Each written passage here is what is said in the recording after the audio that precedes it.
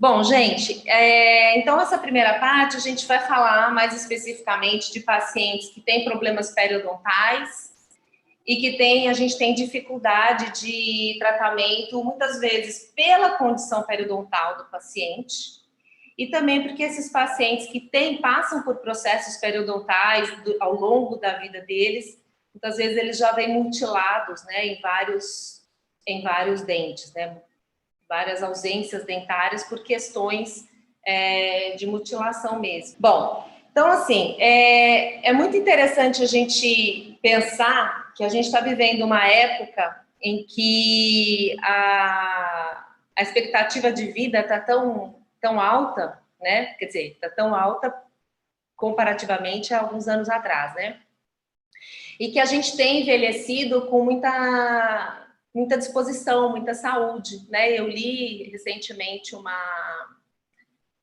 reportagem que a medicina ela tem evoluído não talvez para aumentar a nossa longevidade, também isso, mas não que a gente vai viver 110, 120, né, anos, não é aumentar a longevidade, mas a gente vai ficar bem, saudável até o último dia, né? Então aquela história de ficar velhinho, sentadinho na cadeira, sem ter nenhuma atividade, né? Tendo que, dependendo dos filhos, para levar no médico, tal, isso vai ser cada vez menos frequente e nós vamos cada vez mais estarmos ativos e saudáveis até o último dia de vida ou até que alguma doença acometa e que nos mobilize, né? Nos mobilize. E a gente vê isso acontecendo cada vez mais no dia a dia, né? Então, no século XXI, você vê aqui, a gente tem a propaganda, né? O anúncio da top model mais velha do mundo em atividade, é capa de revista aos 84 anos. Isso é muito legal, né? A gente vê isso. Ontem, eu estava assistindo a televisão e estava aparecendo, não vou lembrar o nome do cara agora, mas é um cantor muito antigo, muito antigo, muito antigo, e meu marido falou assim, não, ele já tem uns 80 anos. Eu falei, imagina, ele tá ótimo, de jeito nenhum, tem no máximo 64, 65, nossa mulher tem 78 anos. E estava, assim, muitíssimo bem, né? Então, eu acho que esse é o caminho. Então, essas pessoas, nós, né, com essa perspectiva de vida, a gente, como profissional de saúde, como dentistas e como ortodontistas, nós temos que estar aptos a auxiliar essas pessoas nesse envelhecimento, que elas tenham também, junto com a saúde física e mental, a saúde bucal também, né?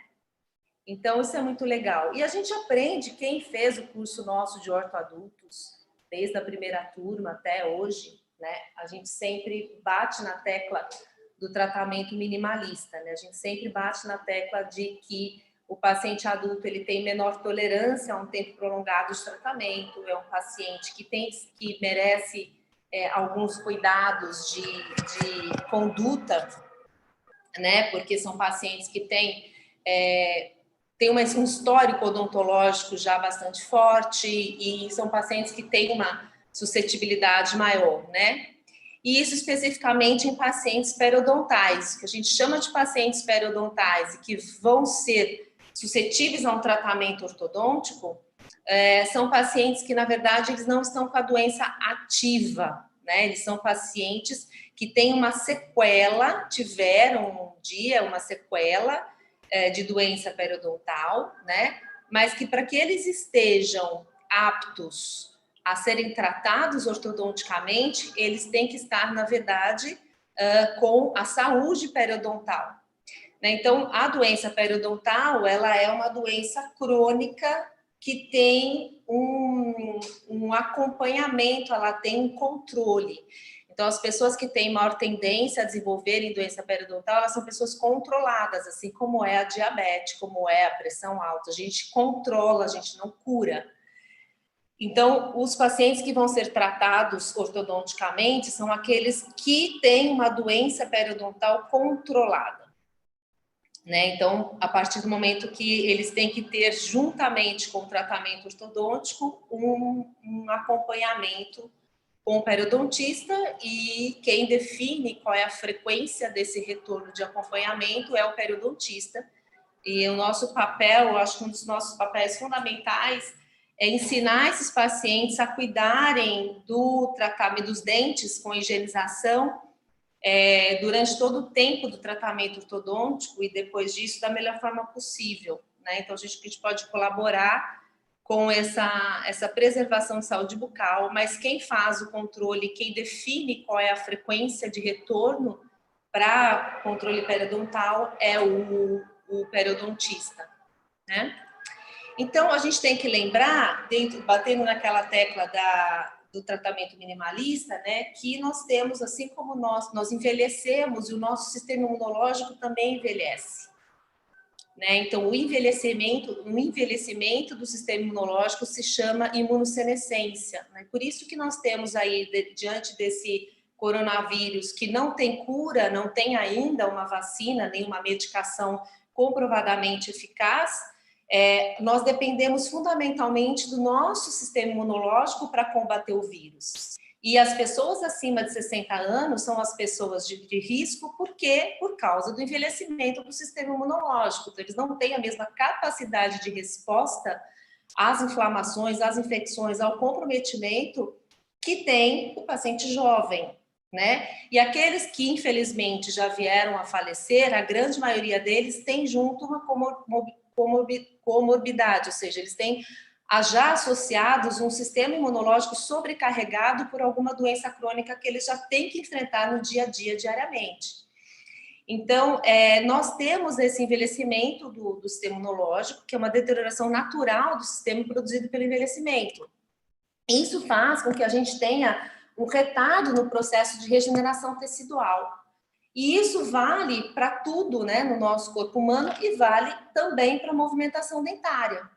Então, nós sabemos que toda movimentação dentária, ela se processa por meio da indução de uma inflamação provocada por um estímulo mecânico. Então, a gente estimula a criação de uma inflamação no ligamento periodontal que vai gerar respostas de movimentação. Então, esse estímulo inflamatório, ele é mais retardado e tem uma resposta menos satisfatória em termos de tempo e de qualidade nos pacientes mais velhos. Então, quanto mais velho for o nosso paciente, por isso que a gente tem que ser mais sucinto, mais, vamos dizer assim, mais rápidos, né? Naquilo que a gente vai realizar, tá? E aí, então, para corroborar isso que nós estamos dizendo, né? Uma pesquisa falando sobre a inflamação dos tecidos periodontais em resposta às forças mecânicas, né? O estímulo mecânico. Então, as forças ortodônticas induzem reação inflamatória no periodonto com aumento de mediadores inflamatórios. Com o envelhecimento, a liberação de mediadores aumenta com o mesmo estímulo mecânico, sendo um importante fator no agravamento da inflamação periodontal, aumentando, então, esses indivíduos a suscetibilidade à doença periodontal. Então, a maior predisposição que os pacientes adultos têm à doença periodontal é decorrente da redução da proteção do epitélio juncional, né, que eles têm naturalmente, né, um envelhecimento, uma flacidez, uma menor capacidade de aderência, né, pelas fibras do tecido gengival, redução no recrutamento da resposta imunológica e efeitos cumulativos ao longo dos anos, né? Então, passa por um problema, tem uma retração gengival, daí tem algum outro problema, daí perde um pouco de osso aqui, coloca uma prótese que é mal adaptada. Então, há uma série de histórico odontológico que tem efeitos cumulativos que podem tornar aquela determinada região, aquele determinado dente, mais suscetível à doença, certo? Muito bem. Existem algumas regras que nós precisamos seguir no tratamento ortodôntico de pacientes adultos, principalmente pacientes periodontais.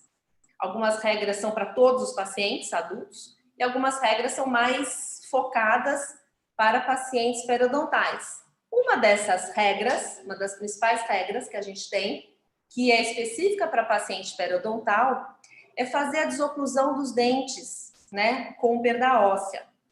Então, a gente precisa, para movimentar qualquer tipo de movimentação dentária, a gente precisa desocluir esses dentes. Porque os dentes que estão comprometidos periodontalmente, que tem menor inserção, né, menor tecido ósseo de sustentação, eles respondem muito rapidamente a forças ortodônticas, qualquer tipo de força, né? Porque eles têm menor resistência à movimentação.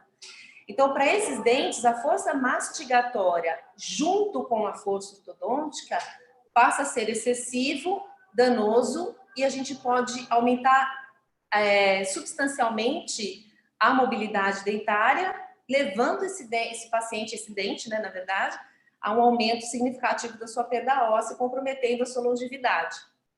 Então, toda vez que nós temos um dente que tem perda de tecido de periodonto de sustentação, é importante que esses dentes sejam tirados de oclusão.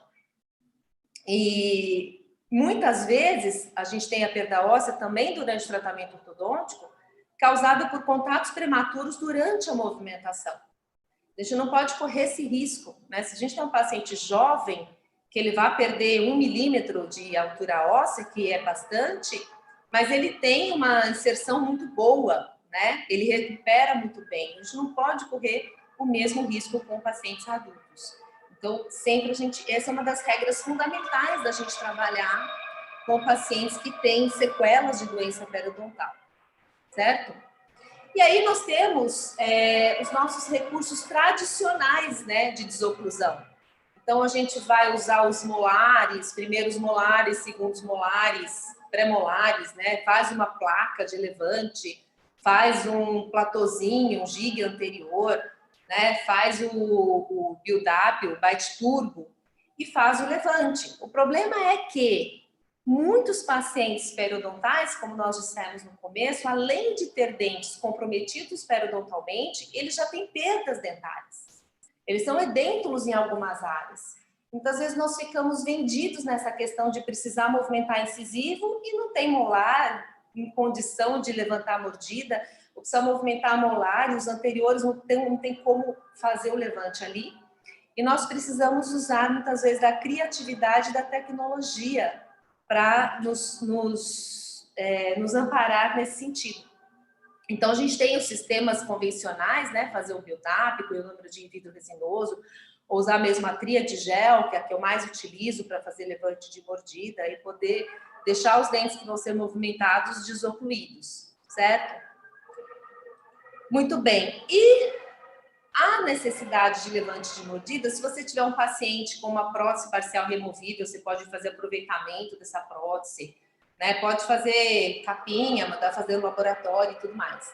Mas para isso você precisa ter dente, você precisa ter uma base de suporte dentário, né?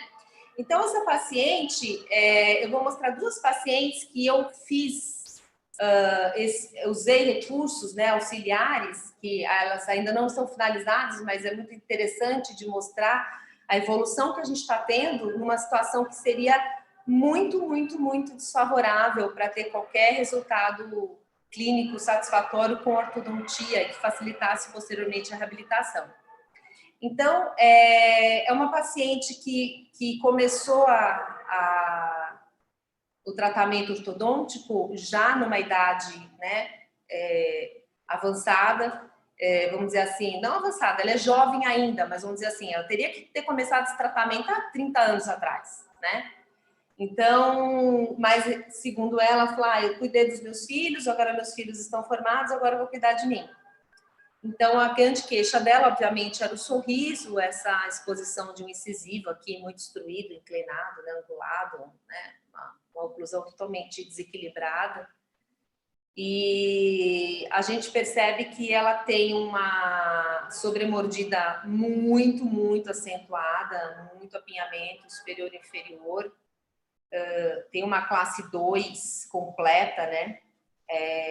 Dos dois lados, praticamente completa. E os dentes muito inclinados para a lingual e esse incisivo central aí que só não está desgastado como direito, porque ele foi jogado para fora, né? Ele foi excluído da turminha. E ela queria corrigir isso de alguma forma, tá? Aí eu pensei, bom, regra número 1, olhei a fotografia, tinha perdas dentárias, tinha bastante comprometimento. Regra número 1, tenho que levantar a mordida dessa paciente. Então, a gente vai olhar a panorâmica dela, não sei se vocês conseguem ver com clareza, mas a gente tem aqui um molar bastante comprometido, segundo molar. O primeiro molar tem uma implantação até que boa, né? Mas tem uma destruição de coroa.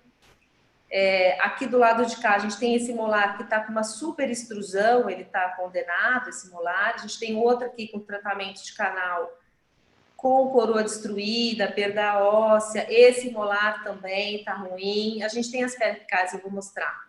Nesse molar também está ruim, né? Então, olha lá. Aqui a gente tem uma condição periodontal bastante comprometedora, a raiz mesial está um pouquinho melhor, né? Mesovestibular. A gente tem esse pré-molar perdido, né? O inferior, a gente tem esse molar bastante comprometido, esse molarzinho aqui com implantação um pouquinho melhor. Olha lá. Aí no lado esquerdo, a gente tem o outro pré-molar perdido, um molar também com pouquíssima inserção distal na raiz disto vestibular. Aqui dá para ver, a raiz palatina também tem. Esse molar está perdido e esse molar também está com uma situação crítica de extração também, tá? Tá bom, então vamos lá.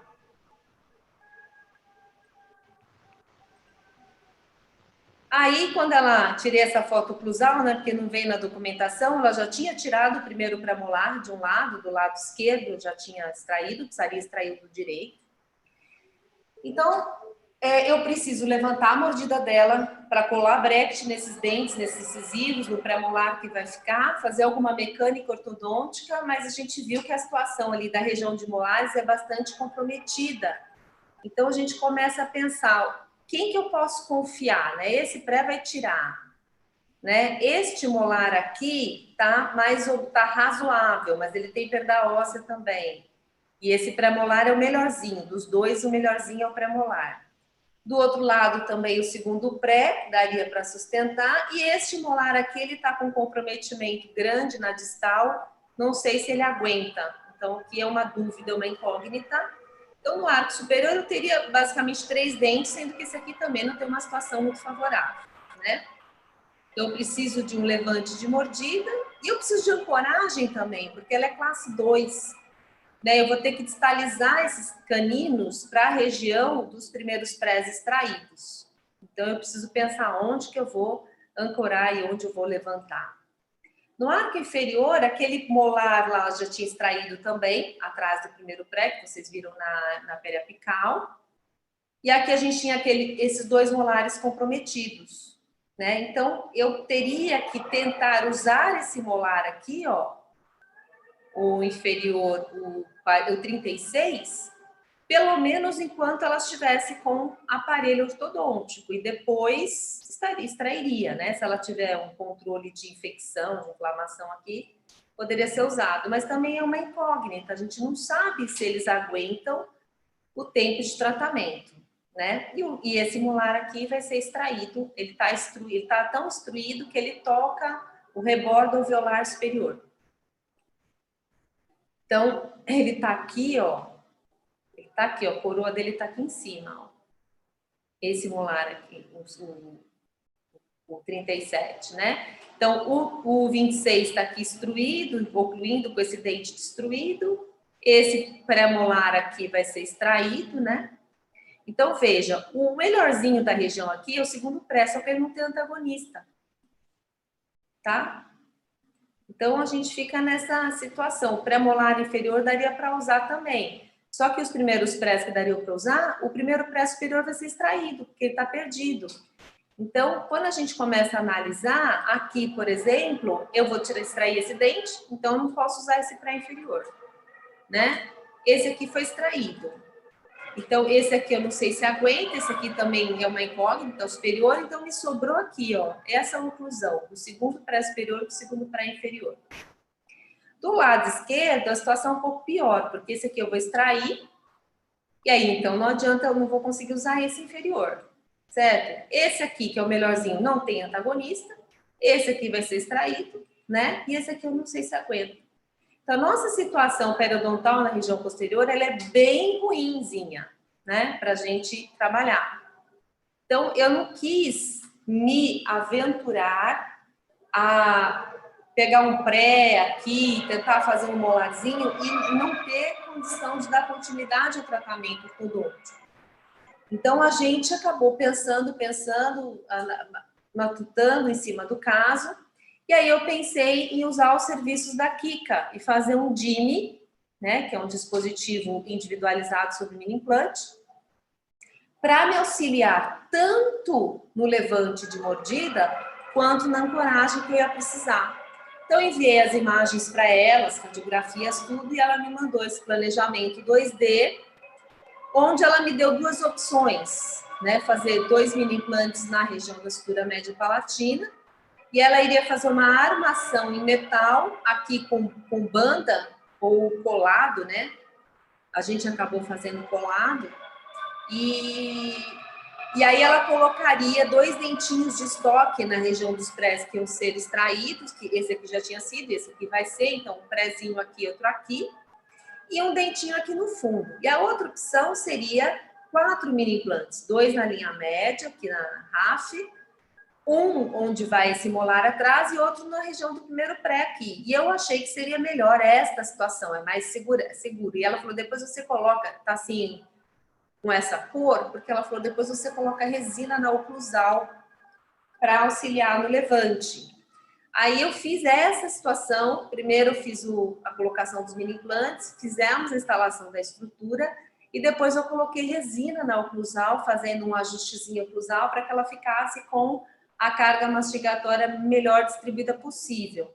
Não preciso dizer para vocês que esse mini implante aqui do pré-molar, ele durou pouco, né? Porque ela tinha acabado de extrair esse pré-molar, então mesmo a gente tendo esperado alguns meses e tudo mais, ali acho que a densidade óssea não era boa, ele durou pouco, esse pré-molar.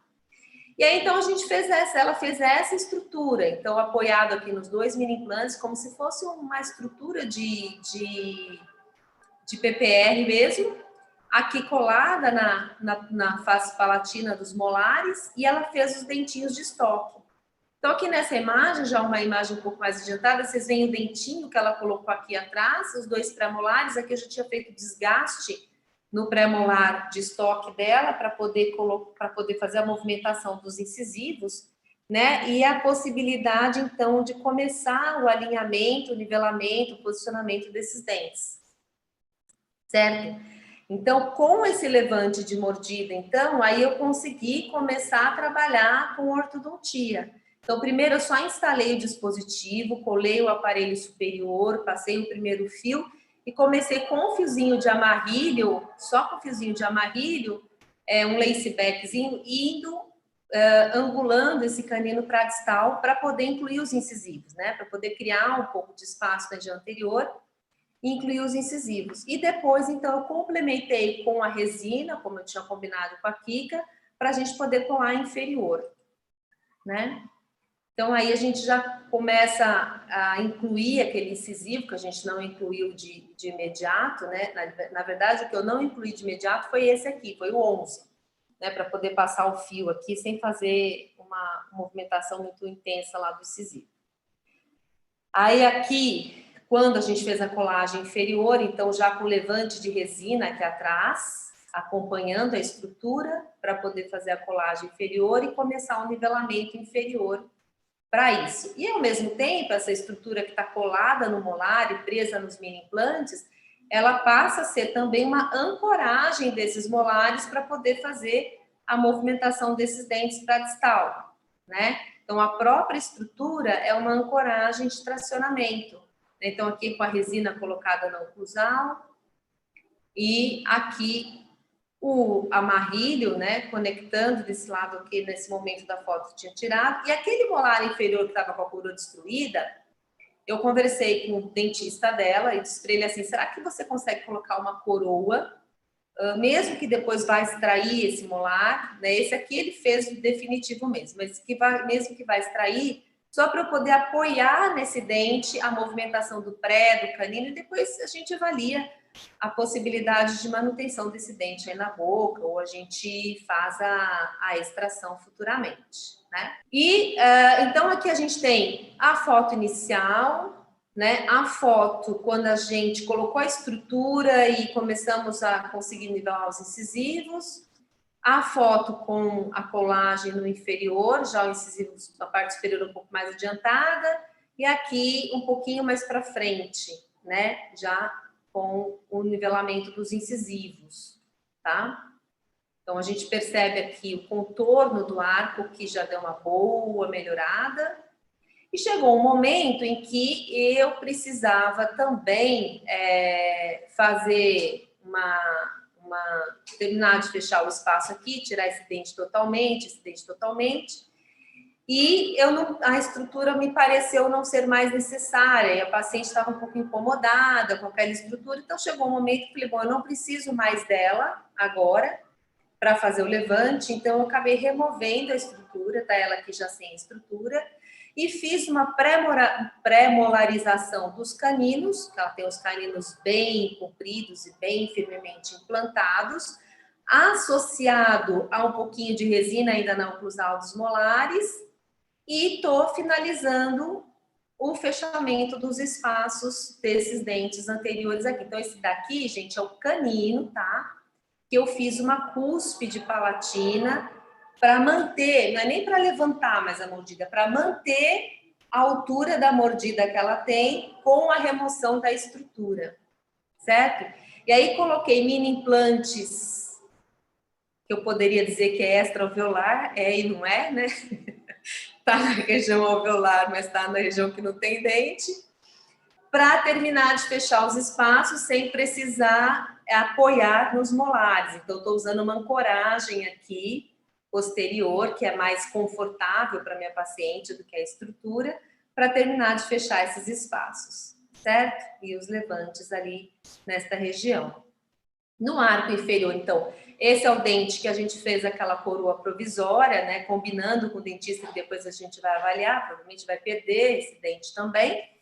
E já o arco inferior é nivelado. E aí, eu precisava dar torque, né? Na verdade, nesses dentes superiores, porque, deixa eu voltar aqui, porque ela ainda tinha sobremordida, e essa sobremordida que ela tinha, já não cabia mais fazer levante posterior, superior, só que sem deixar piorar a sobremordida. Então, eu precisava fazer intrusão e retração, para que ele viesse de corpo até com um pouquinho de intrusão. Então, eu fiz um fiozinho de TMA 18x25, acessório.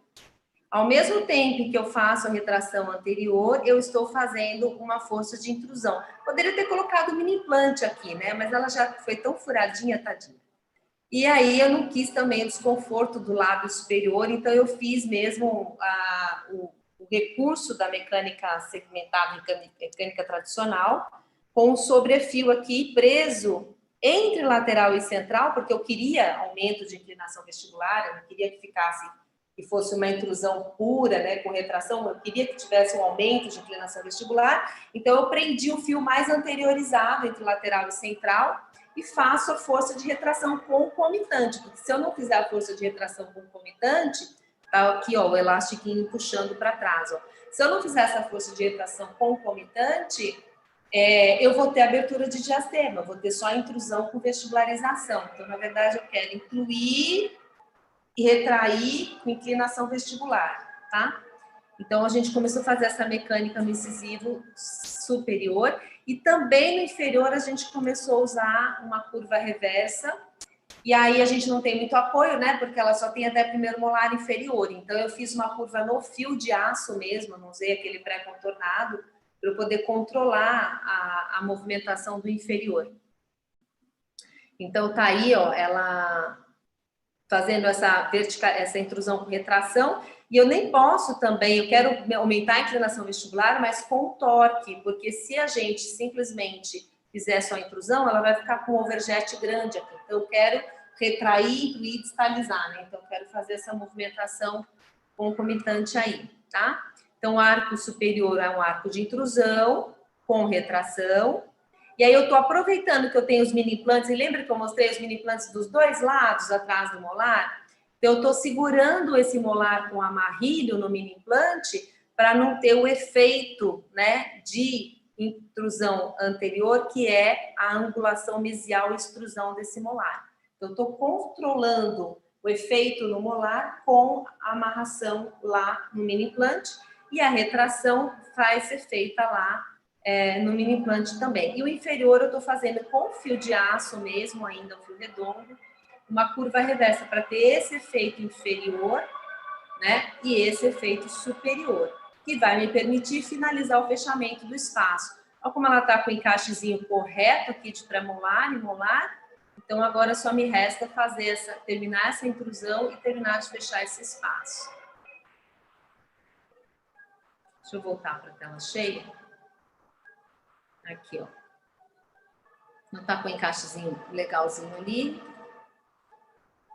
Então, para evitar esse movimento, que é um efeito colateral da intrusão anterior, é o efeito de angulação mesial do molar, da coroa do molar e extrusão, então ele está amarrado lá no mini implante, para não deixar isso acontecer, tá? Isso está sendo feito dos dois lados, e aqui a gente já começa a observar que a mordida profunda dela começa a suavizar, o arco inferior começa a ficar mais plano, eu ainda estou acentuando essa curva, e estou fazendo um efeito. Nas duas últimas consultas que eu a atendi, eu só deixei o amarrilho, a retração, não fiz força de retração, eu só deixei o amarrilho preso com a força intrusiva, porque ela já tinha retraído bastante, o trespasse dela já estava bem justo e eu ainda precisava de mais intrusão para continuar a retração. Então, eu parei com a força de retração, mas eu deixei amarrado lá atrás com o gancho, né, com o fio o gancho do fio, para poder ter mais intrusão do que retração, certo? E aqui o outro lado, que outro lado ainda falta melhorar esse encaixe, né? Então eu estou tracionando aqui o pré, ó, ao mesmo tempo que eu estou fazendo a intrusão. Vocês estão vendo que o fio está passando por cima, né? Porque, na verdade, ele estava tendo um toque aqui na movimentação, então eu passei o fio por cima para esse dente dar uma intruidinha e tirar esse toque forte dessa região. Ao mesmo tempo que eu estou fazendo a intrusão, eu deixando o conjugado aqui, eu estou também trazendo esse pré para perder um pouco de ancoragem desse lado aqui, que eu vou acabar perdendo. É que vocês conseguem perceber como o trespasse horizontal dela já está justo. Por isso que eu estou fazendo mais intrusão para depois terminar de fechar esse espaço aqui na lateral. Né? Aqui também dá para ver, ó, que o trespasse já está mais justo. Então, eu estou mais fazendo a intrusão agora do que a retração. Né? Então, aqui a gente vê a imagem inicial e no estágio que nós já estamos bastante adiantado, né? Essa paciente, ela está fazendo 2 anos de tratamento agora, então até que tanto que ela tinha que fazer, nós já estamos entrando na reta final com um tempo razoável de tratamento, né? Não está muito extenso nem nada. Então as fotos oclusais, superior e inferior. Se vocês tiverem alguma consideração para fazer, pode fazer, tá? E o mais importante nesses pacientes, né, além de você tirar de oclusão, é sempre dimensionar bem a força, para que não fique... Agora que eu estou vendo os comentários aqui do YouTube, legal, não tem nenhuma pergunta, né? Se tiver também, vocês podem mandar pelo WhatsApp, tá? No grupo, se vocês quiserem que responda depois, beleza? Então, as forças bem dimensionadas, tá? Tanto na retração quanto na intrusão, todas as movimentações precisam ter uma força bem dimensionada para que a gente não tenha perda, né, do controle de movimentação, certo? Ó, você amarra um fio no outro. Aqui na região do molar, deixa eu ver, aqui, ó, nessa dobra aqui, você faz um degrau aqui, né? Entra no... É que aqui eu tô com tubo simples, né? Então aqui eu fiz um sobrefio, mas o ideal é você ter o tubo duplo, tá? Tubo duplo, porque daí este fio fica no tubo superior e esse aqui fica no slot principal. Aí você abre essa dobrinha que entra aqui no molar, você inclina ela, você levanta ela, o fio vem parar aqui em cima, tá? Lembrando que essa força intrusiva na região dos 4 incisivos amarrados, ela deve ser em torno de 20, 25 gramas por dente. Então, 50 gramas de cada lado é suficiente. A gente vai virar aqui, ela vai vir aqui em cima e você vai amarrar fio com fio, ó. Eu tô usando um amarrilho aqui, ó. Tô amarrando um fio com outro fio. Se você amarrar aqui na frente, você tem aumento de inclinação vestibular. Quanto mais para trás você for amarrando um fio com o outro, menos efeito de inclinação vestibular você tem, tá? Essa é uma outra paciente que também me estimulou muito a pensar fora da caixa, né? Então, uma paciente que chegou para mim, indicada por uma outra paciente, e a gente percebe que ela quer corrigir, né? O sorriso dela está bastante prejudicado. Então, a principal queixa dela é esse sorriso. Então, o que a gente percebe aqui, ó? Falta dos incisivos laterais superiores, né? E parece que falta o primeiro pré, mas não falta não. Tá? É um espaço mesmo que ela tem aqui. E o diastema inferior nessa região. Então, a gente percebe que ela tem um grande desvio de linha média superior para a direita. Né? A gente percebe aqui no sorriso também, ó, que a linha média superior é que está desviada para a direita. Um espaço maior do lado esquerdo do que do lado direito, né? Aí também a gente percebe a ausência de curvatura do sorriso na região superior, tá? Tassiana, eu vou deixar para responder a sua no final, tá bom? Então a gente percebe a falta de curva de sorriso nessa região dos incisivos. Então tem muita coisa que a gente pode melhorar, né? A linha média, a inclinação dos dentes, os espaços, a curva, muito bem. A gente percebe que ela mostra muito incisivo inferior, tá? Com muita exposição dos incisivos inferiores.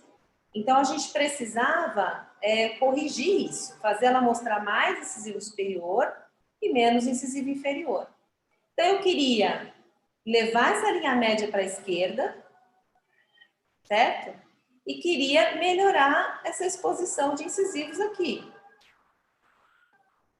Então, eu precisava intruir, precisava descer essa parte inferior, né? Então, qual o primeiro? Na verdade, ela tinha vários problemas, né? Não tem, o primeiro problema não é o mais importante, é um dos, né? Então, um dos problemas, problema número 1 que ela tinha. Então, ela usava uma PPR superior. Então, ela queria tratar a maloclusão dela, mas ela não queria ficar com os buraquinhos aparecendo aqui. Então, ela tinha um primeiro problema dela, um problema estético. Então, ela estava enrolando para colocar aparelho, porque ela sabia que para colocar aparelho ela tinha que abrir mão da PPR dela. E ela não queria abrir mão dessa PPR, certo? Então, o que eu tive que pensar? Como que eu vou fazer? Vou deixar lateralzinho pendurado no fio?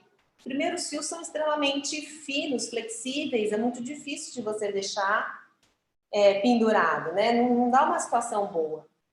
Então, eu tive a ideia de usar a PPR dela.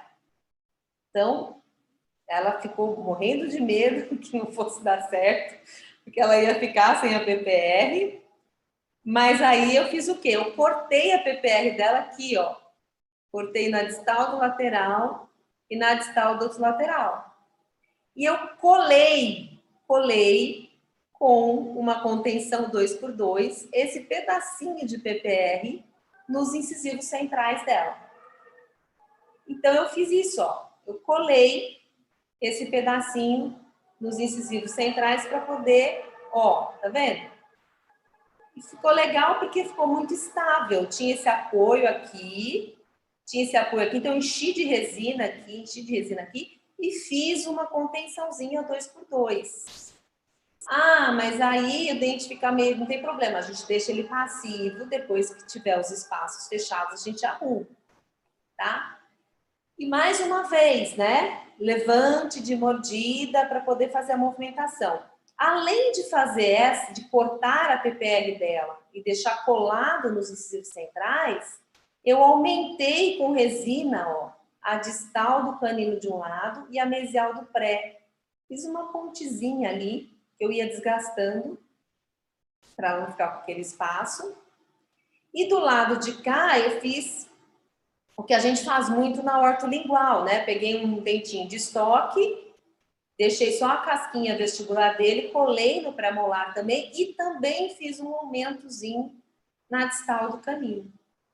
Então, com isso, eu deixei ela praticamente sem diastema no arco superior, o que permitiu que ela fizesse o tratamento sem um comprometimento estético importante, tá? Então, isso foi uma primeira ideia, assim, primeiro problema que eu encontrei uma solução que eu acho bastante razoável e que foi satisfatório para ela poder trabalhar. O segundo problema que ela tinha era com relação aos diastemas inferiores. Então, veja bem, eu tenho uma paciente, eu preciso fechar esses espaços, ó, entre o canino e entre canino incisivo, do outro lado também. Como que eu vou fechar isso? Eu não tenho apoio posterior. Eu preciso pensar como nós vamos criar. Eu poderia, por exemplo, pedir para ela já fazer os implantes posteriores, se eu fosse pensar em retrair anterior, né? Como que a gente vai fazer isso? Eu não queria retrair anterior. Por que eu não queria retrair anterior? Embora ela tenha uma inclinação de incisivos aumentada, e que eu fosse precisar retrair o superior, até porque, veja, olha o espaço que ela tem aqui. Isso é um canino e esse primeiro pré. Olha o espaço que ela tem entre o primeiro pré e o canino. Então, óbvio que eu ia ter que retrair um pouco superior, mas eu não posso retrair muito, porque não me permite, a face dela não me permite isso, né? E se eu retrair o inferior, ela já tem esse overjet aqui para fechar, ó. Ia ser um overjet muito grande. Então, eu queria, na verdade, mesializar esses dentes, mesializar os premolares e mesializar um pouco os pré-superiores também. Né? E como que eu vou mesializar sem apoio posterior? Então, eu fiz também um pensamento de usar ancoragem esquelética, não usei o DIME nesse caso, tá certo? Mas de usar ancoragem esquelética para me auxiliar. Olha o espaço que ela tem aqui é um espaço menor, mas se a gente lembrar que ela tem o desvio da linha média superior para a direita, é razoável pensar que do lado direito o espaço vai estar menor do que do lado esquerdo, né? Então, o que eu fiz? Eu coloquei 2 mini implantes, eu usei o mini implante da Morelli, de 8 milímetros, e coloquei como se fosse um primeiro molar, né? Onde eu achei mais firmeza, né? Eu fui lá anestesiei ela aqui na gengiva, fui com a sonda furando para ver onde que tinha mais resistência. Então, aqui deu uma resistência mais próxima do pré, que eu tive que ir um pouquinho mais longe para sentir uma resistência maior do tecido ósseo e poder colocar esses mini implantes ali. Tá, Liliana, mas como é que você vai usar esses mini implantes para fazer uma mesialização anterior? Então, eu fiz um fio 0,8, tá? Contornei, fiz como se fosse um helicoide, assim, fiz uma voltinha no fio para encaixar no mini implante. E aí eu vim com ele rente no rebordo, subi e colei esse fio nos premolares. Tá vendo? Ó, aqui nessa imagem oclusal, a gente vê a molinha empurrando o canino, porque tinha diastema entre canino e lateral, né? Tinha diastema aqui. Então, eu ia pôr uma mola aqui. Como que eu vou impedir esses premolares de distalizarem? Então, eu vim com o fio aqui, ó, subi, passei por cima, pela distal da aleta, por trás da aleta e colei. Graças a Deus, né, o fato de eu estar usando o bracket autoligado me permitiu poder colocar um fio atrás da aleta e encher de resina ali, porque eu não vou colocar amarrilho, não vou colocar elastique, né? Então, eu fiz isso, coloquei o fio, encaixei o fio atrás da aleta e colei ele no dente. E aí, eu fiz a mesialização do canino. Depois, aqui vocês veem que a mola já está entre o segundo pré e o primeiro pré, porque o canino já tinha encostado no lateral. Aí eu cortei o fio que vinha até o primeiro pré e estava colado no primeiro pré, eu cortei ele, deixei ele colado só no segundo pré e passei a mola entre o primeiro pré-molar e o segundo pré-molar. E tá lá, ó, ancorado lá no mini implante. Fiz isso dos dois lados. Enquanto em cima eu vou evoluindo, fui tracionando o canino também para distal, né? Um pouco e apoiando no pré-molar também, porque o pré-molar vai ter que mesializar um pouquinho, e vou desgastando essa resina aqui, esse acréscimo de resina que a gente fez, certo? Ah, e mostrando para vocês aqui o levante de mordida, né? Esqueci de mostrar o levante e tal. Então, a mesma coisa do outro lado. Cortei o fio aqui, o fio tá colado no pré-molar. Até que eu encostei os dentes. Aí, quando eu encostei o primeiro pré, para eu trazer o segundo pré, então aí quem que eu estabilizei? Estabilizei o primeiro pré-molar. Então, veio o fio de lá, estabilizei o primeiro pré-molar e agora eu estou puxando o segundo pré. Quando eu fui puxar o segundo pré, eu precisei aliviar aqui a resina para não ficar com trauma nesse dente. Então, eu fui fazendo desgaste aqui, deixando só mais o toque na região posterior para poder aliviar esses premolares para eles visualizarem. Então, aqui é o momento 1, em que eu estou com a molinha empurrando os caninos, o momento 2, que eu estou empurrando os primeiros prés, e o momento 3, que eu estou terminando de chegar os segundos premolares, tá? E aqui vocês estão vendo que é um outro fio que está aqui, que a gente já vai falar dele, que é o problema 3 da paciente. Enquanto isso, no arco superior, ó, eu tô evoluindo, chegou um momento aqui que eu fiz quando eu cheguei no fio retangular, eu fiz uma recolagem desse incisivo para colar ele aonde o fio passasse passivo, né? Deixar esses incisivos e fazer a retração. E eu coloquei, enquanto eu estou fazendo o movimento inferior, eu coloquei uma barra transpalatina superior para girar esse molar que está muito girado. E aqui vocês veem já, né, no estágio em que eu estou lá terminando de fechar os espaços inferiores, o molar já rotacionado, já girado, e agora eu colei já um botão desse lado e acabei de colar o daqui também, eu vou colocar um botão aqui, vou puxar na barra para fazer o giro desses segundos molares apoiados na própria barra transpalatina, né? E estou evoluindo aqui, ó, com tracionamento do canino, deixando já uma situação já está fazendo uma retração do lado esquerdo mais forte do que do direito. Vocês podem ver que a linha média aqui que está torcida para a direita, aqui ela já está mais centralizada. Então, já estou levando para um estágio de fechamento de espaços. E o problema 3 que ela tem é a sobremordida.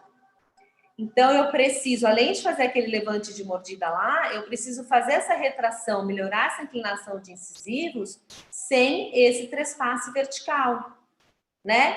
Então, como eu disse para vocês, eu fiz essa mesialização inferior porque eu não queria retrair mais o inferior, porque ia ser muita retração superior, né? Ela não tem uma face que me pede fazer essa retração, né? E como que vocês fariam essa retração superior com essa quantidade de espaço entre canino e primeiro pré-molar, né? E essa quantidade de espaço entre canino e pré do lado esquerdo. Então, vocês poderiam pensar assim, vamos fazer uma extrusão posterior, vamos colocar um levante de mordida posterior. Vai abrir a mordida? Vai. Ou vamos intruir incisivos superiores, ou vamos intruir os incisivos inferiores. O que nós vamos fazer? Então, eu já sabia mais ou menos o que ia fazer, mas a gente vai usar o plano cruzal funcional do Carlos Alexandre, né, do Cachandre, que é o POEF em português, né, em inglês Functional Aesthetic Occlusal Plane, que vai da intercuspidação dos molares até o estômio superior, do lábio superior. Então, qual é a norma? A norma é que o incisivo superior, ele passe esse POEF, o plano oclusal, de 2 a 4 milímetros. Na nossa paciente, ele toca incisal, então eu não posso de jeito nenhum intruir superior. Aquela mecânica que eu estou fazendo com a paciente anterior, de intrusão e retração, eu não posso fazer nessa paciente. Porque essa paciente não pode ter intrusão em incisivos, ao contrário, ela tem que aumentar essa exposição. O arco e o inferior, o incisivo inferior, ele toca incisal, teria que ser 0 aqui, ó. E olha como ele passa o POEF, ele passa, então eu posso intruir o incisivo inferior para retrair o incisivo superior. Eu já tenho levante de mordida posterior, eu já fiz, né? Então, agora eu preciso intruir os incisivos inferiores. E aí, vamos lá, a gente não tem molar superior, inferior, né? Olha lá, como que eu vou apoiar a intrusão dos incisivos? Uma opção seria colocar mini implante aqui também, nessa região anterior e inferior, tá? Eu não sou muito fã dessa alternativa, porque machuca muito o lábio do paciente. E também eu acabo tendo um certo grau de vestibularização de qualquer jeito, né? Principalmente dependendo da inclinação que o dente apresenta no início, tá? Então, eu vou fazer a correção com intrusão anterior dos incisivos inferiores. Então, eu já sei o que eu quero fazer. Eu quero intrusir os incisivos. Agora, como? Agora, nós vamos pensar em como fazer essa intrusão. Então, eu não estou com os 2 mini implantes lá que eu usei para mesializar os premolares. Então, eu vou usar esses 2 mini implantes lá atrás para fazer essa intrusão. Então, aqui, ó, o levante de mordida eu já tenho, tá vendo? Eu já tenho. Mas, além dele, eu preciso intruir. Então, eu fiz aquele arco de intrusão que eu usei na outra paciente, eu vou usar aqui no inferior, ó. Vou prender fio com fio, tá vendo? Só que aqui eu tô um pouquinho mais para trás, né? Porque eu não quero muito aumento de torque nos incisivos inferiores. Então, eu tô entre canina e lateral. E onde que esse fio tá preso? Lá no mini implante. A gente já percebe aqui, ó, que ela já está com a incisal do incisivo superior. Essa imagem eu tirei em novembro de 2019, essa foto. A incisal do incisivo superior dela, ela já tá mostrando todo o bracket do dente inferior, tá? Olha lá, ele tá preso lá, ó. Então, ele sai de lá, faz uma curvinha, aí eu desço ele aqui, ó. Eu vou ativar ele aqui, ó. Aí ele vem aqui para baixo, daí eu subo e amarro ele fio com fio, tá? Então, agora eu tô começando, inclusive, já podendo fazer a retração anterior aqui, porque a minha intrusão, ela tá se processando de forma efetiva na região inferior, né? Então, eu já tô chegando aqui, ó, o canino tá preso aqui, eu deixei esse espaço, que provavelmente a gente vai ter algum ajuste posterior. Eu estou primeiro estou focando na correção da linha média, né? Para depois a gente ver o que vai perder um pouco de ancoragem, o que vai terminar de retrair. E aqui eu já estou com o botão colado, ó, nesse segundo molar, prendendo lá na barra transpalatina para fazer o giro dele, né? E aqui já fazendo a retração anterior, a própria barra mantendo os molares girados. Então aqui, como ela estava no início, como nós estamos já no processo já bem adiantado também. E aí, essa foto é de novembro, né? Essa aqui. Aí eu atendi ali em janeiro, final de janeiro.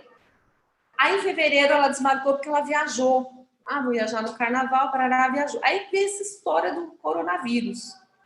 Daí, quando foi na semana passada, ela me falou que estava com machucado, acho que estava machucando aqui o fio dela aqui, estava pegando na gengiva, e que ela queria que eu atendesse. Então, foi atendê-la de emergência. E eu falei, nossa, você não veio em fevereiro? Ela falou, não, eu não vim em fevereiro. E aí, depois, né, teve essa história de corona, acabou não marcando.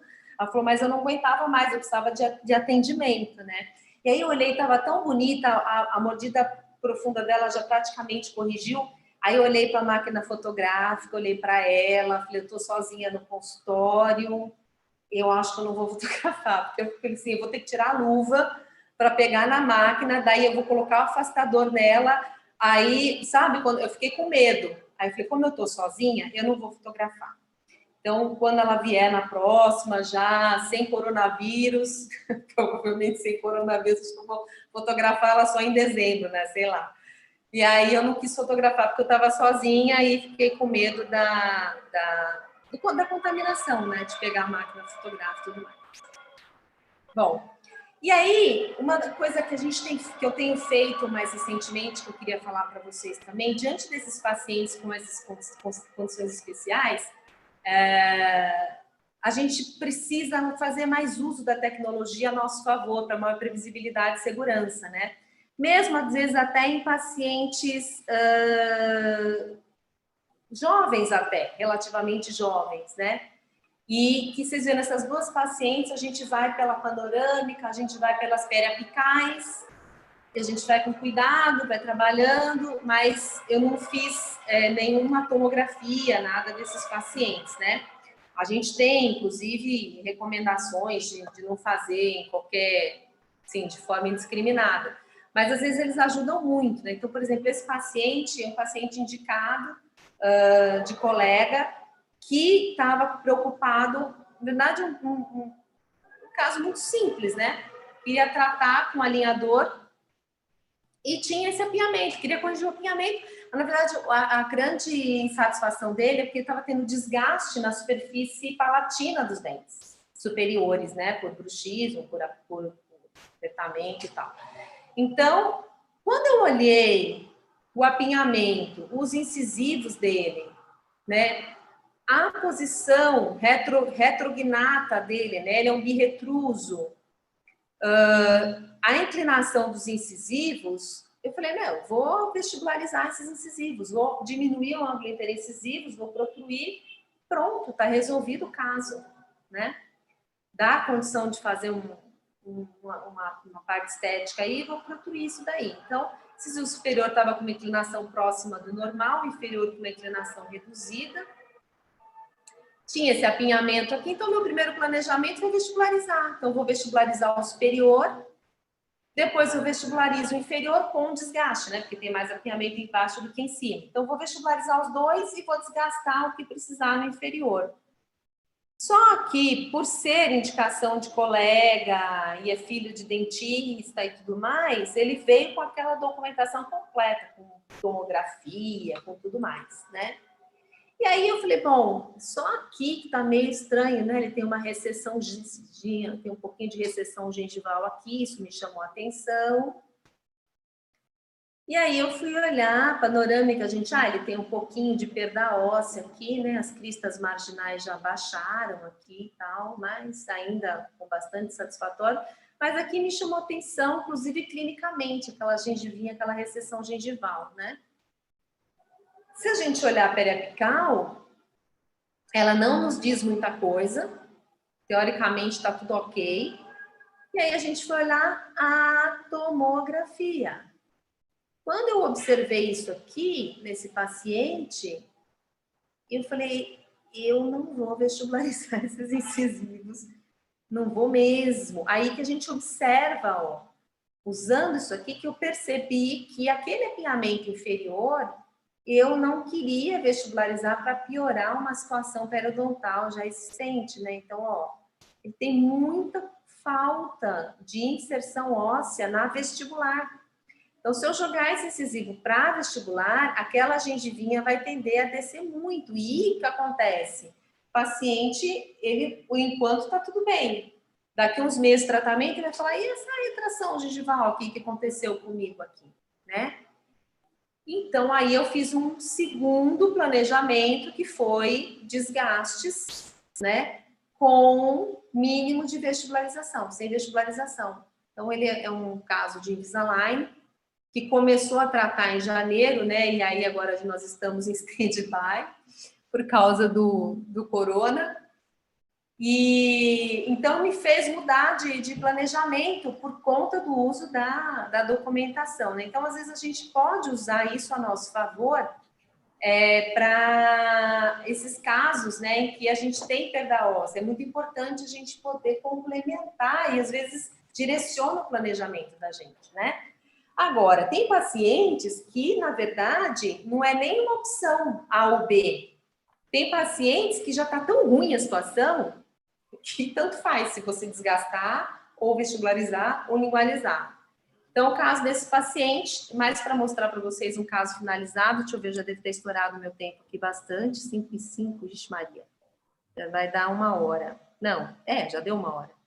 Tá, tô terminando, Nilmar. Então, esse paciente, ele tinha uma situação periodontal tão ruim, inferior, que ele tinha a indicação da periodontia da extração dos 4 incisivos inferiores. E ele veio muito insatisfeito tratar comigo, eu tratei da filha dele, porque ele estava muitos anos já em controle com a periodontia que ele fazia, e de repente a periodontista indicou a extração dos 4 incisivos, né? E aí nós começamos a controlar esse paciente com periodontia primeiro, e depois eu fiz uma ortodontia, aí eu fiz uma ortodontia protrusiva, porque na verdade ele tinha só o terço apical da raiz no tecido ósseo. Então, se eu fizer assim, assim, ou deixar ele ali, se puder evitar a inclinação, melhor. Mas a situação que ele tinha era de muito apinhamento superior e inferior, sobremordida e trauma. Então, eu precisava abrir a mordida dele e diminuir esse ângulo interincisivo justamente para ele parar de perder aquele tecido ósseo. Então, a gente usou os fios superelásticos aqui, com os brackets autoligados, né? E a gente fez uma mecânica que eu gosto de fazer com autoligado ultimamente, que é o tracionamento à distância com uma força bem levinha e ativação bimensal. Então, ele tinha bastante apinhamento, você deixa o fio quase reto, faz uma movimentação bem de levinho, um pouquinho por cada 2 meses, e aí os dentes vão inclinando, mas eles vão inclinando com controle, sem ter aquele aumento de mobilidade exacerbado. E aí, então, o caso finalizado, vou dizer para vocês que a gente terminou o caso dele em agosto de 2018. Então, nós estamos indo aí para 2 anos pós-tratamento, os 4 incisivos estão lá, né? Obviamente que presos por uma contenção fixa, mas eles estão lá e ele passou a aderir absolutamente ao tratamento, sem sombra de dúvida, né? E faz os controles periodontais direitinho, certo? Então, aí, afinal, ó, percebem que ele tem só o ápice, ó, preso. Esse aqui, na verdade, ele tá preso porque ele tá lá porque ele tá preso. Né? Os outros têm uma certa inserção, mas ele tá lá, eles não têm mais uma mobilidade forte. Então, aqui a gente percebe o antes e o depois. Já não tem mais aquela condição de trespasse absurda, ele vai periodicamente, a gente faz checagem, faz ajuste, tá indo na periodontia direitinho e tá lá já há 2 anos em posição. Tá certo? Bom, gente, eu quis então trazer para vocês, é pouco tempo, mas é uma pincelada do que a gente tem, né, feito mais ultimamente de recursos nesses pacientes. A gente tem que, às vezes, usar da criatividade e usar da tecnologia a nosso favor. É só um sustinho, né? Geralmente a gente dá 8 horas de aula sobre isso. Gabriela, sobre o triângulo negro entre os incisivos, você avisa para a paciente antes de iniciar o tratamento, correto? Sim, né? Toda vez que tem um incisivo em cima do outro, assim, a hora que você separa, vai formar aquele triângulo. A minha expectativa é que com a intrusão e mais um pouquinho de desgaste entre eles, isso melhore, né? Mas diante da maloclusão que ela tem, com certeza é o menos pior, né? Mas com certeza, às vezes a gente esquece, mas precisa avisar, tá bom? Vamos lá. O paciente tem dentes posteriores, porém os dentes também têm mobilidade. Você coloca build-up em vários dentes. Tassiana, se tiver muita mobilidade nos posteriores, eu tento usar um recurso complementar, como, por exemplo, o uso de estruturas apoiadas em mini implante, tá? É lógico que nessas situações, quanto mais você conseguir distribuir a carga mastigatória, melhor, né? Dá para fazer aquela estrutura em laboratório, mas a gente precisa pensar muito na higienização do paciente. Se ele vai ter condição de usar interdental, se ele vai ter condição de passar fio dental, tá bom? Vanice, faz molde para confecção do arco de inclusão? Não, faz com o fio de TMA. Fio de TMA, contorna o fio de TMA e faz ele em sobrefio. Como se fosse um varalzinho, Fabiana. Isso, Valéria, eu fiz um TMA também, 18 por 25 também, fiz um helicoidezinho, só que ele tem que ficar bem preso, ele não pode ficar folgado no mini implante, tá? Ele tem que ficar bem justo, porque senão ele pode, a resina pode soltar na força ali e ele se deslocar, ele tem que ficar bem justo. Francisco, eu não coloquei contenção ainda na última, porque eu ainda não... o último paciente, né, o moço, o senhor... o superior de lateral a lateral e o inferior de canino a canino, tá bom? Renan, enxerto de conjuntivo nesses incisivos previamente em movimentação dos inferiores, né? Você fala, no caso do paciente do Invisalign, né? Então, na verdade, a indicação de você fazer enxerto de conjuntivo é quando tem uma espessura muito pequena de gengival. Então, aí poderia até fazer, sim, como se fosse uma plastia gengival antes da movimentação. Poderia. O paciente precisa aceitar isso. Tá, quanto tempo deixa de intrusão sem mexer na ativação? Pelo menos 2 meses. Você pode deixar 2 meses, aí você solta o amarrilho e vê onde que está o fio. Pega lá o seu tensiômetro lá, né, o Correx, fez a leitura de força, se precisar se acentua um pouco mais, mas é pelo menos 2 meses.